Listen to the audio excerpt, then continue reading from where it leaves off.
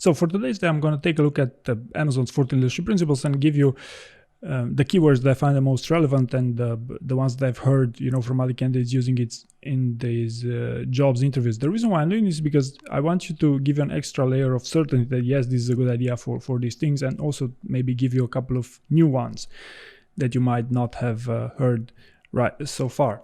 So when it comes to customer obsession, so start with the customer and work backwards. Work vigorously to earn and keep customers' trust. Pay attention to competitors, but keep obsessing over customers. So the keywords would be obsession and start with and work backwards. It could be start with anything and work backwards from there. I believe it's a very good one. And trust. Trust is something there's another leadership principle for, but it's a very, very important keyword that I would very much encourage you to use. And obsess. It's another type, obsession, obsessing, but yes, definitely use, and not only in the context of customer obsession. Try to use these keywords wherever you can and wherever, of course, it makes sense for you. Second, ownership. Think like an owner long-term and don't sacrifice long-term value for short-term results. Act on behalf of the entire company, not just for your own team. Never say that's not my job. So the keywords here would be ownership in the first place, long-term. It's also something you might want to consider, and team. Invent and simplify. Expect and require innovation and invention from your team, and always find ways to simplify. Be externally aware. Always look for new ideas from everywhere, and don't be limited by not invented here. So invent, simplify are the obvious keywords here. I believe this is the most interesting from this principle. Leaders are right a lot. You have strong judgment and good instincts. You seek diverse perspectives and work to discomfort your beliefs. So a lot. I believe it's a very interesting one. Judgment is an interesting keyword, and also instincts.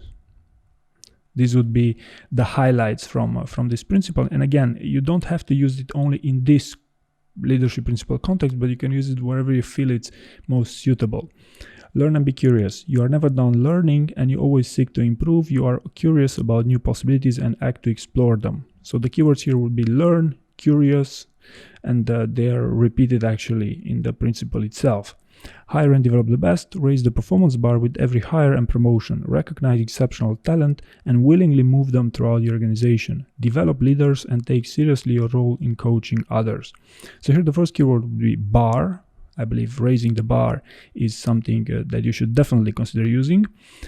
Exceptional. It's an adjective, but I believe you could eventually find more ways for it to be used. Leaders. Actually each of Amazon's leadership principles on their webpage start with leaders. And coaching for the right types of roles, this actually also is a very valuable one. Insist on the highest standards. You have relentlessly high standards. Many think these standards are unreasonably high. You are continually raising the bar and driving your team to deliver high quality products, services, and processes. Defects do not get sent down the line, and problems are fixed or they stay fixed. So high standards would be the first one, probably the obvious one. Then notice here raising the bar is again used, and then it's deliver high quality product. So deliver is actually a verb. It's actually a separate principle as well. Bias for action. Speed matters in business. Many decisions and actions are reversible and do not need extensive study. We value calculated risk taking. So first of all, the title itself, bias for action, is a great expression that I believe it's worthwhile considering. Then there's also risk taking, whether if it's calculated, it should be calculated, but risk is also very much a topic in this interview. So I would definitely encourage you to prepare stories about risk, especially for finance roles. Frugality, accomplish more with less. Constraints breed resourcefulness, self-sufficiency, and invention. There are no extra points for growing headcount, budget size, or fixed expense. Frugality as a keyword is a very, very valuable one. Accomplishing more with less, also it's an expression that might make sense also for other scenarios, not just for frugality, but definitely something that you should keep in mind.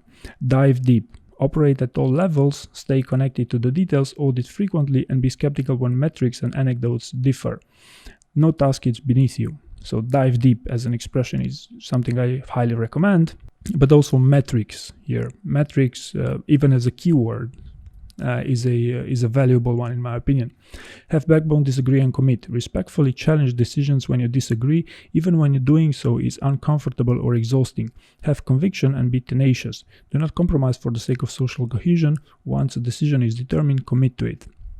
So backbone, yes, definitely. Disagree, you will disagree, and also eventually to commit, also very valuable keywords here. Challenge is also a keyword you might want to include. Tenacious, it's also a highlight that I think it's worthwhile considering. Deliver results, focus on the key inputs for your business and deliver with the right quality and in a timely fashion. Despite setbacks, rise to the occasion and never settle. So deliver results is something I touched upon earlier, but it's a very, very important one. Your ability to deliver gets tested in many roles, actually a core competency. So they might even test it multiple times in an interview. So deliver is an important one. Think big. Thinking small is a self-fulfilling prophecy. Create and communicate a bold direction that inspires results. Think differently and look around corners for ways to serve customers. Think big and think small. These are also keywords that I believe are very, very useful in a job interview, but also a bold, be bold in general, that also sells quite well. And finally, earn trust. Listen attentively, speak candidly, and treat others respectfully. Be vocally self-critical even when doing so is awkward or embarrassing.